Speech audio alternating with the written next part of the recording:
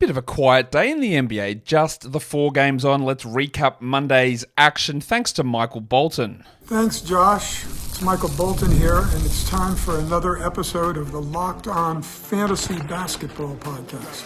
Let's get to it. Let's get to it, indeed. You are Locked On Fantasy, your daily NBA fantasy podcast. Part of the Locked On Podcast Network, your team every day. Hello and welcome to the Locked On Fantasy Basketball Podcast, brought to you by Basketball Monster. My name is Josh Lloyd and I'll meet you guys down at the Olive Garden. I'm also the lead fantasy analyst at basketballmonster.com, and you can find me on Blue Sky at joshloyd.bsky.social, on Twitter at redrock_bball, on TikTok at redrock_bball, and on Instagram at Locked On Fantasy Basketball. Today's episode is brought to you by Game Time. Download the Game Time app. Use the code, which is, of course, Locked On NBA, and get $20 off your first purchase. What was I going to say? Oh, yeah, thank you also for making Locked On Fantasy Basketball your first listen every day. We are free, and we are available on all platforms, so if you could throw me a double banger, that would be very, very much appreciated. We are here to talk about Monday's games. I'll give you the heads up early on. I am going to make this a little bit shorter of a show because I do need to boot out. So at the end of the show, you won't get the full monstrous line of the night presentation, all that sort of stuff, because I do have to go do a school pickup, and otherwise you'd be waiting an hour, hour and a half, 2 hours for this show to come out. And I think I'd just prefer to get it done and out of there and ready to go. So yeah, let's just talk about all of the games, or all of the information, I guess, coming through on Monday. We do get some injury update news, which is important for us to note. We've got some big ones returning. Jeremy Sochan.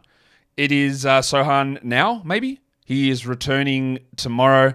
I would be adding Sochan in all league types. The other unbelievable one, which I did reference on the earlier show today, the preview show for Tuesday, is it's happening. Mark Williams is back. Well, sort of.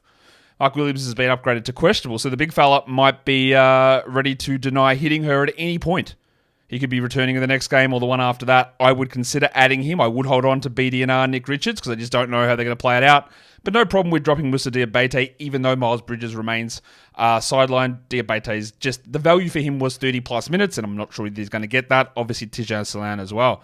Draymond Green is officially listed as questionable for the Warriors, but Steve Kerr has said that he doesn't think that he will play. So even if the Warriors do shorten their rotation, which I think they might, we're still not going to know because Draymond's not going to be there. John Kuminga will be the guy that would get the big boost there. Expect more Kevon Looney as well. Maybe get more Trace Jackson-Davis because you won't have Draymond playing center. So Looney and TJD and Kuminga will all probably get at least some 12-team league appeal. 2 guys that we weren't certain of, but now we do know. Zach Edey remains out on Tuesday, and the Rabbit Hunter still is out, Alex Caruso, with that hip issue, which has been a million years. Kevin Porter Jr. also still remains out for the LA Clippers. Trey Jones was officially ruled out also. So that's all of that. That's all that stuff there. So yep, that's all those bits of information and news. Let's take a look at some of the waiver wire trends over the last 48 hours. Who's been added? Who has been dropped across fantasy leagues?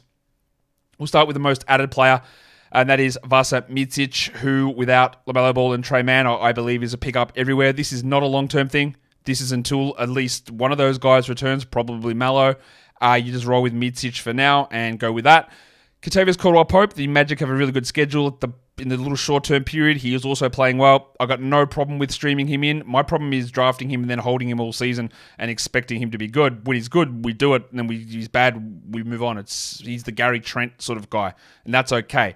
That's useful in certain spots, but not every situation, and sometimes he does get over-rostered.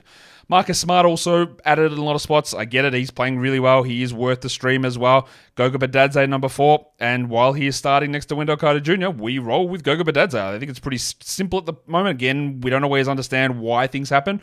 Why Goga would play more minutes when Wendell Carter returns makes no sense, but it is happening, and that's what we do. Quentin Grimes has been one of the most added players. I'm going to give you a little bit of grace there. I'm going to guess that most people did that for the Saturday-Sunday game, but Kyrie and Luka are both going to play together on Tuesday, and Clay is questionable. I don't know about Najee Marshall. So Grimes, I'm not certain that one's going to work out. And Mike Conley, the other one there, which, yeah, easy ad. They played on Monday. He's playing big minutes as a general rule. He seems to be very important to what they're doing, so I'm good with that. In terms of the most dropped players, Mr. Stewart, Alf, Isaiah, gone. Get that garbage out of here. Easy drop. Yeah, he can have some value, but It's not reliable enough. Moussa Diabate is a drop. Najee Marshall a drop. Scottie Pippen is a drop. I think it's obvious with Scottie Pippen. Milk, Ty Jerome, again, one of the easiest drops you would have ever made. It was just so obvious that he wasn't going to hold, and while there was good numbers, you could try that, and that's okay, but Levert is back, so Jerome is not that guy. And Carlton Bub Carrington also has been one of the most dropped players, which I think is a move that makes sense. I don't know if it's going to be 3 months or 2 months or 1 month or 1 day until Malcolm Brogdon is benched or injured or traded. I've got no idea, but waiting for Carrington, who might best case be a top 100 player, is just not worth it. So yeah, absolutely on board with dropping Bubbles Carrington in that situation. All right, let's get into the games. First game up, the New Orleans Pelicans up against the Atlanta Hawks. This is the Dejounte Murray, Dyson Daniels trade bowl. The Hawks win at 124-112 is your final score. The Pelicans did go into this game with the same starting lineup that they had been tracking out there, which is, because they're still banged up, and that's frustrating, obviously. 124-112, the final score. There was no Brandon Ingram still, no Zion Williamson. Herb Jones might be back in the next game. No Alvarado, no Jordan Hawkins. Let's talk about Dejounte Murray, the prize of that deal. He had 7 points. Revenge game, I'm guessing. 13% shooting for him with 10 assists, 5 steals, and a block. Now, he has been absolutely trash, atrocious, useless as a shooter this season. But it's not going to hold. As much as I might dislike Dejounte Murray as a player and think he's incredibly overrated, and I do, and I would not hide that fact, he is way better than this. And I think he's going to end up as the best-ranked fantasy player on the Pelicans this season. He's shooting like 28%. It is not going to hold like this. We're getting everything else looking very nice. So, not to preempt the show we're doing tomorrow, the buy low, sell high, I never know if Dejounte will be on it. But he's a buy low, like a very, very obvious buy low.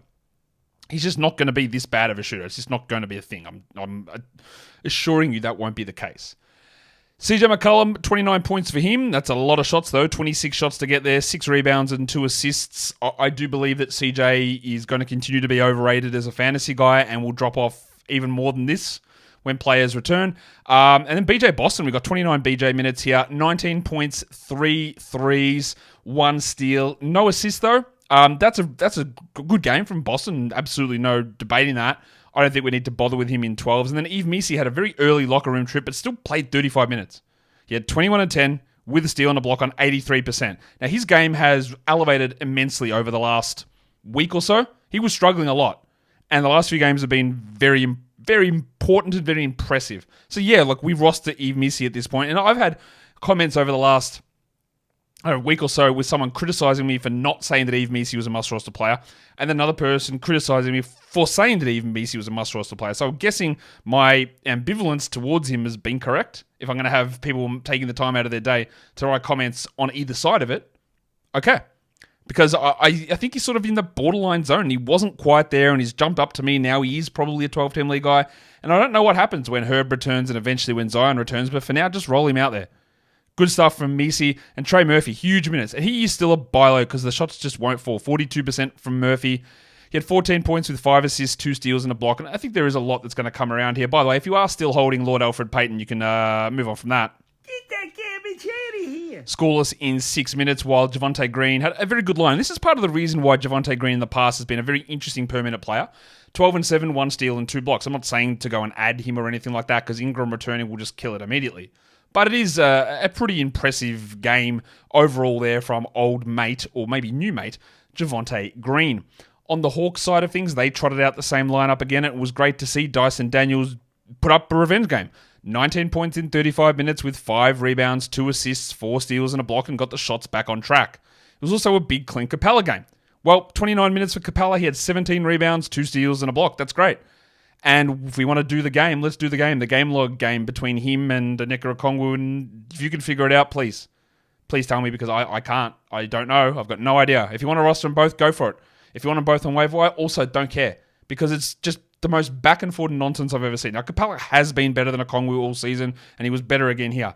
But we still had 12 and 4 with the steal from Onyeka, which is useful enough. So to me, they just sit around that end with neither of them really sort of establishing themselves as super confident long-term players.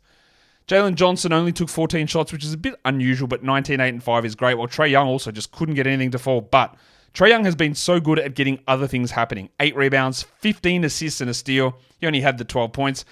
And this is, again, an absolutely stereotypical DeAndre Hunter line. He had 22 points, which, again, looks awesome. It's fantastic, isn't it? Except a combined rebounds, assists, steals, and blocks of 2. He had 2 rebounds.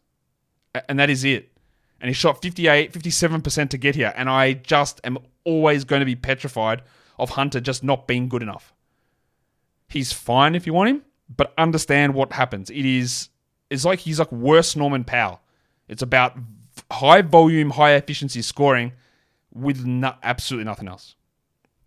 Vucevic played 24 minutes. He had 13, 1-1. The steal and the block are nice, but it still is a long path for me. I don't believe in holding him again in most formats. You can't stash waiting for long periods of time. You can't do it. So I don't think you should do it with him. And I actually think we might be getting there with Bogdanovic. 8, 4-4 with 2 steals. He played 25 minutes, Bogdanovic, and that's probably not enough. It also probably only takes 1 injury for Bogdanovic to really jump up. But I'm not sure that I want to wait. I'm not sure. If I'm in a 10 team, I'm okay with moving on from Bogdanovic. In a 12, I would likely hold for just a little bit more. But it has obviously been quite a frustrating scenario to have him on your roster this season. We've got 3 more games to talk about. Today, though, we're going to talk to you now that we're going to tell you now that the episode is brought to you by PrizePicks. What has PrizePicks been doing? Well, everything, of course. But they have been the best place to get real money sports action with over 10 million members, and they've given out billions of dollars of winnings. PrizePicks has made daily fantasy sports accessible to everybody. You just pick more or less on at least 2 individual player projections, and you can put yourself in the running for 100 times your money back. It is available in over 30 states, including California, Florida, Georgia, and Texas. You can win up to 100 times your money as well with as little as 4 correct picks. And they put so much respect on their members' names over at, well, not their members, but the people that are members of the site. That's where they put the respect, because if you win, in 15 minutes you can get your payouts, and you can do that through Venmo as well as a new payment method that they have. So head across with PrizePicks and download the app and use the code LOCKEDONNBA to get $50 instantly after you play your first $5 lineup. Download the app today and use the code LOCKEDONNBA to get $50 instantly after you play your first $5 lineup. PrizePicks, run your game. Today's episode is also brought to you by the Game Time app. Yes, tickets, events, you love them. You want to go to them, you want to see them. You want to be able to get there, but the most hassle-free and best value way possible, and that's where Game Time comes in. With their new thing called Game Time Picks, it cuts out the fluff, it sorts out the good tickets, it shows you where the value lies when purchasing tickets to see your favorite sporting team, or it's a concert, or it's a live event, or whatever it is. Game Time Picks has it. There's all the other things, the views from your seat, that's there. It's a staple, it's always there. The all-in pricing in the app, you toggle it on so that when you get to checkout, you're not surprised by additional fees. It just shows you the price on the ticket right there. But Game Time Picks, that's the real game changer, because it does just cut out all the fluff, and you can just be seeing the good value, buying the tickets, and then off you go. You're ready to go and enjoy some live entertainment. Take the guesswork out of buying tickets with Game Time Picks. Download the Game Time app, create the account, and use the code LOCKEDONNBA for $20 off your first purchase. Terms apply. Again, create the account and redeem the code LOCKEDONNBA for $20 off. Download Game Time today. What time is it? Game time. All right, let's hit in now the second game of the day. A blowout. There were quite a few of them today, unfortunately. We don't love to see that, but sometimes that does happen, as it did today. And this was the Miami Heat going on to take on the Boston Celtics, and it didn't go very well. 108-89, the final score. Both teams had a lot of absences and had a lot of changed lineups. Jim Butler with his sore knee was out, so Jaime Jaquez moved into the starting lineup, and Jaquez played 36 minutes, and that's the most that we've seen from him. So he hasn't been held back through injury. He's been held out from being Jaime Jaquez. And 19 and 10 with 3 steals on the surface is fine. It looks good. You go, that's pretty nice, yeah? But he shot 36%. He was only 75 from the line and got a lot of attempts there. And this does not move me at all to add him. The only way I would do it is like, whoa, is Jimmy Butler's knee problem actually a long-term thing? And Eric Spoelstra doesn't believe so. Well, he told us that he doesn't believe that it is. Whether that's true or not, that's up to you to whether you can believe whether what he believes is what's actually should be believed. I don't know. Drew Smith started the second half. Yeah, that's a real guy. Drew Smith, 21 minutes, 8 points, 2 threes, and 2 steals. And I am joking. I know who Drew Smith is. If you want to see a terrible clip, Drew Smith, when he did his ACL last season, fell off the edge of the court in Cleveland. Yeah, not great. But this rotation continues to be absolutely baffling. Duncan Robinson should have been a good stream today. He's been starting. He hits threes. Cool. He had 5 points in 20 minutes. Benched in the second half. Sick. 22% shooting. So do I feel comfortable with that? No. And do I also feel comfortable with Terry Rozier? Of course I don't. Why would I? He had 4 points in 22 minutes and continued to look just absolutely garbage in comparison to what he has been in the past. And honestly, I don't think that you need to drop Terry Rozier. But if you did, fine, do it. Who cares? Get that garbage out of here. Is he actually good enough to make you pay? Probably not. Bad shooting night from Tyler Hero, 19, 5, and 4. That's still okay volume-wise. But what in the world is going on with Bam Adebayo? 15, 8, and 5. You go, that's not... Okay, that's fine. Yeah, but 33%, 18 attempts. Why can Mans not finish? As I talk like a UK roadman. Blood. Why can't he get it? Why can't anything go in? Again, it's not like he's taking a million threes that is causing this problem. He took 4 here, but he can't hit 2s. He can't finish at the rim. He can't do anything. It has been an incredibly weird season from Adebayo. I do believe he's going to be somewhat of a buy low, but every game that passes like this, you lose confidence. No Butler, no Jovic, no Love, no Superman in this one, no Joshie Richardson either.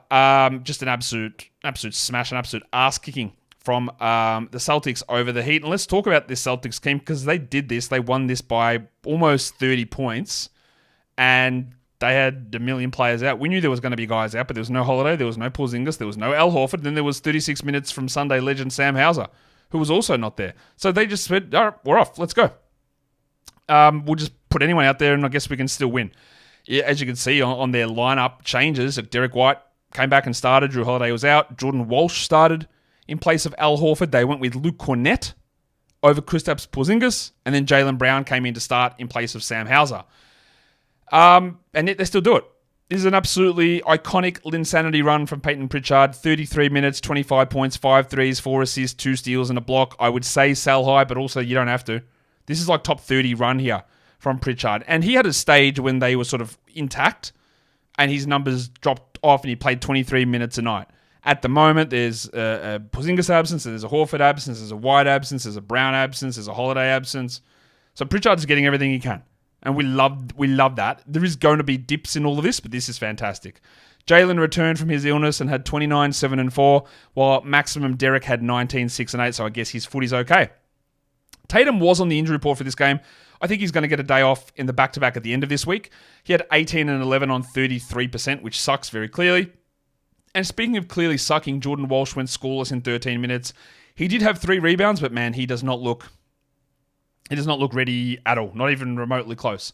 Nemesh Keita played 15 minutes, the old Pastel Donata. He had 7 rebounds, he had 2 blocks. If you streamed him in, sure, maybe you get a stream option for him at the end of the week, but it was Cornette with 6 and 4 and a casual 6 blocks who really took advantage. And again, they got cooked by 11 minutes of Baylor Shireman and 26 Drew Peterson minutes and 3 minutes of Jaden Springer. This Celtics team's obviously awesome, but the Miami team is they're bad. Yeah, they are very, very much bad at this point, and I'm not really sure how much help is going to come and save it. We've got 2 more games to get through. We'll get them in a second. Today's episode, though, is brought to you by BetterHelp. December. It is the month of coziness. It is a month of comfort. It is a month of holidays. It is a month of celebration.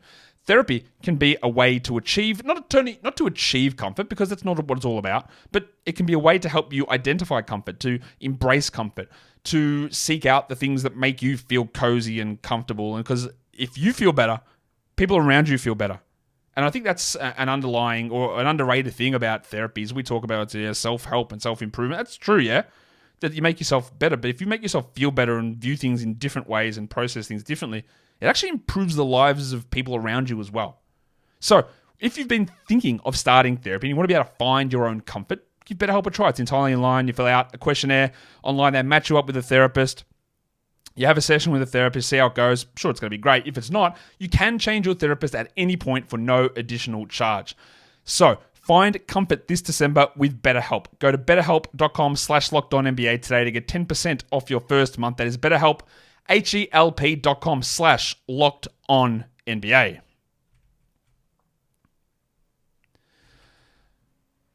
All right, let's do the next game. Wow, the Lakers here, they didn't look very good in this one. There was no Austin Reeves.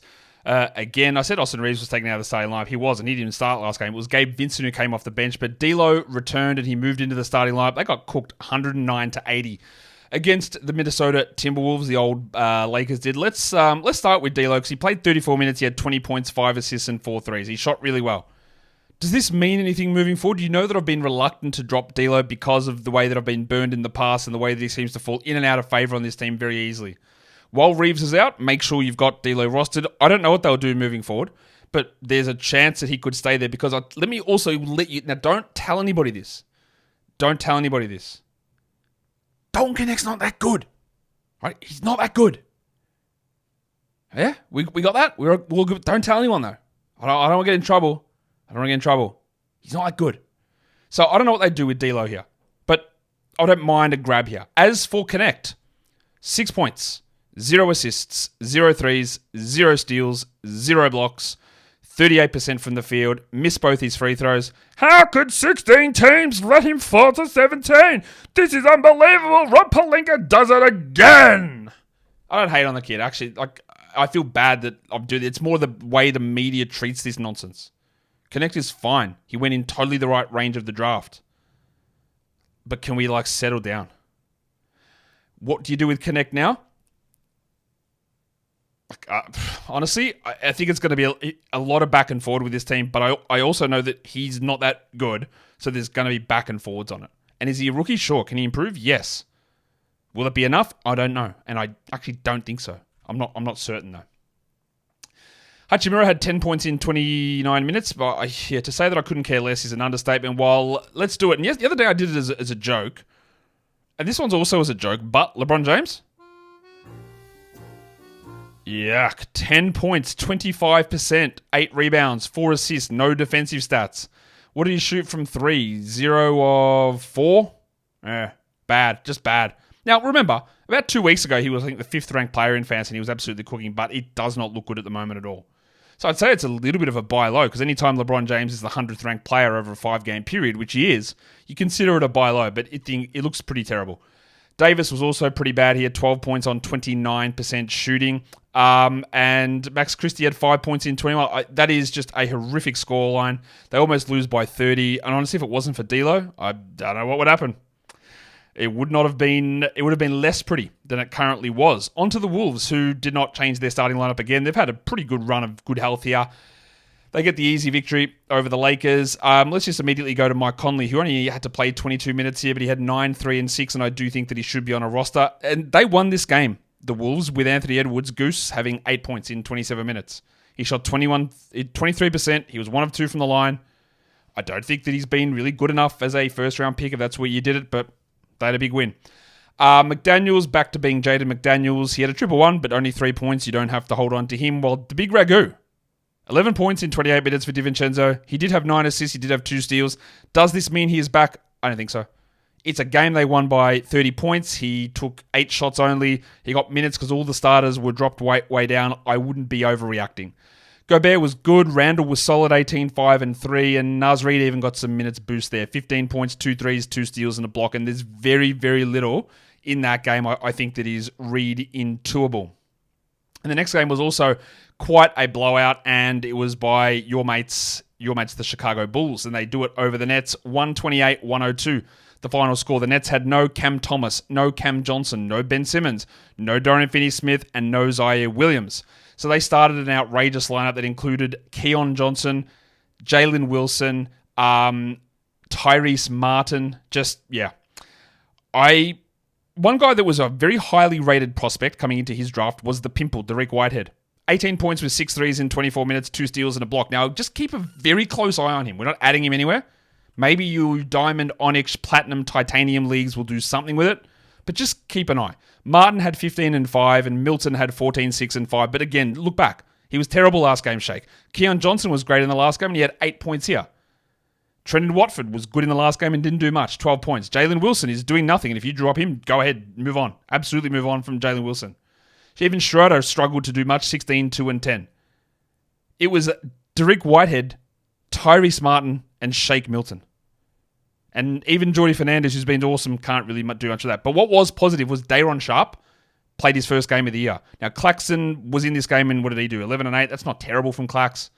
I don't think we need to bother with Sharp in 10 or 12 team leagues. Maybe we look in 14s, but it's probably more a 16 team league scenario. And if he does ever get a starting job, Daron Sharp, then we do look at that as more of an interesting play. But at this point, it's just good that he's playing, but not really massively impactful for fantasy. But again, that game, it's just impossible to read much into that.